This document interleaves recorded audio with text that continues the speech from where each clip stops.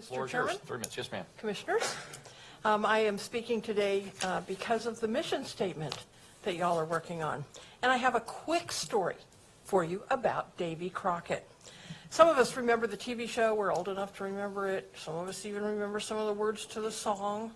But in the early 1800s, Davy Crockett was a congressman in the House of Representatives. And when it came time for campaigning, he decided to go out into his district. So he grabbed a couple shirts and a couple plugs of tobacco and got on his horse and started riding. And about noon, he came upon a farmer who was working in his fields. And when the gentleman didn't stop to talk to him, he hailed him and said, "Would you have time to talk to me?" He said, "Well, sir, I don't have much time, but I'll hear you out." So Mr. Crockett said, Colonel Crockett, said, "Well, I am one of those unfortunate beings called a candidate." And the farmer said, "I know who you are, Colonel Crockett, and last time you ran, I voted for you, but I won't be voting for you again." Crockett said, "How come? Why? Why?" He said, "Well, you gave a vote last winter that shows that you're either a dishonest man or you don't understand the Constitution the way I do. The man who wields power and misinterprets it is more dangerous the more honest he is." Well, Crockett says, "There must be some mistake." And he says, "Well, sir, I get the papers, and I saw that you voted last winter on a bill to give $20,000 to some folks who had been thrown out of their homes because of a fire." And he said, "Is this true?" Well, the guy was right. Last winter, Crockett, standing on his steps in Georgetown, had seen the fire from afar, and he went off to help fight it. But many were displaced with just the clothes on their backs, and it was very cold.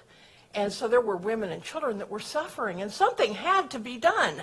So the next day, he introduced a bill in Congress. And he says to the farmer, he says, "Yeah, that's correct."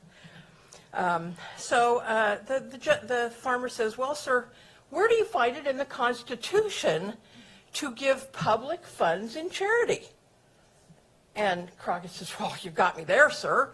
But surely nobody can complain about a nation as rich as ours giving such an insignificant amount of money to aid women and children who are suffering."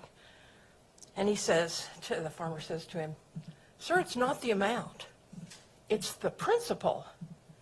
While you're contributing to relieve one, you're taking from others who may be worse off than the one. If you can give $20,000, then you can give $200,000, and if you can give to one, you can give to many." He says, "No, Colonel, Congress has no right to give charity." He says, "I have no doubt that you were acting honestly, but that doesn't make it better.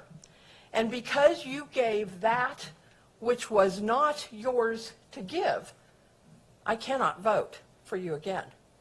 Well, Crockett was contrite, said, "Oh, I will never, ever vote unconstitutionally again." And the farmer said, "Yeah, you've already said that once." He says, no, what can I do?" Well, the farmer says, "If you will go through the district and tell this story and tell everyone that you now know that you were wrong, then I will vote for you again." Crockett says, "Okay." And he did that. He even told the story from the floor of Congress. He never again voted for something unconstitutional, to give money, private money, by government in charity. He never again voted to give that which was not his to give. Thank you.